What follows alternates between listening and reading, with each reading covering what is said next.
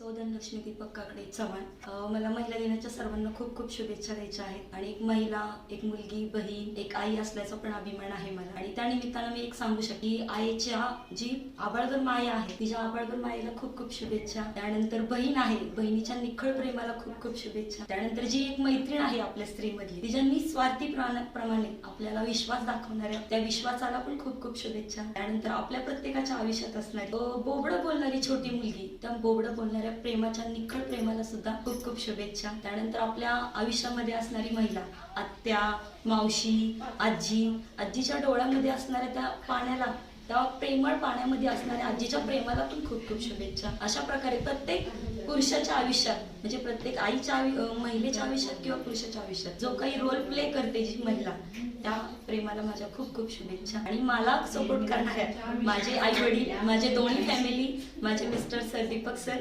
त्यांनी मला केलेल्या या सपोर्टमुळे मी इथपर्यंत आलेल्या प्रवासाबद्दल त्यांनी मला सपोर्ट केलं. काय वाटतं आता तुम्ही सुद्धा शिक्षिकाच आहात या शाळेमध्ये, मुलांना शिकवतानाचा काय अनुभव असतो, म्हणजे काय नेमकं काय असतं?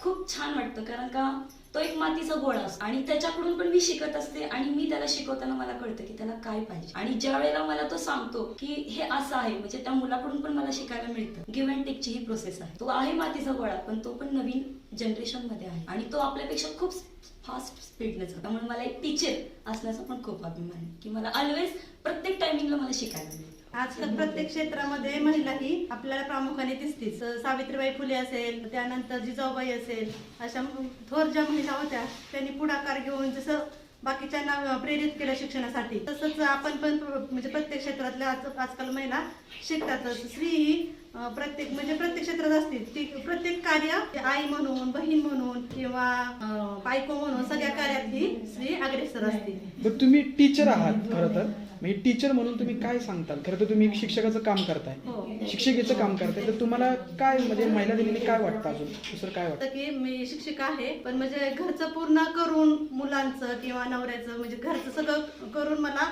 म्हणजे शाळेत पण मी करते. म्हणजे महिला प्रत्येक ह्याच्यात म्हणजे कमी पडत नाही. महिला दिन हा महिलांचे सबलीकरण करण्यासाठी सादर केला जातो.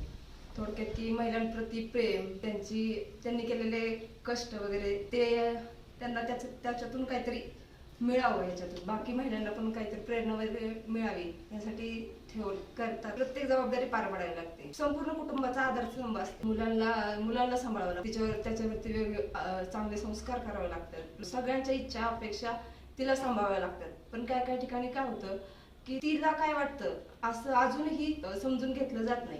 माझे नाव मेघना राजेंद्र शिवरकर आणि 13/12/90 माझं लग्न झालं आणि 5/7/2001 माझे मिस्टर एक्सपायर झाले. जेव्हा मिस्टर एक्सपायर झाले तेव्हा पूर्ण डोळ्यासमोर अंधार होता.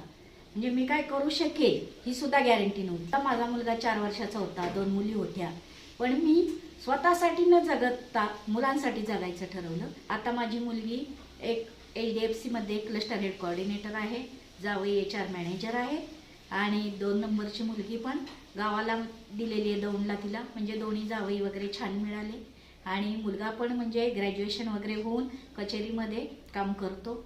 उत्तम मुले मी घडवली.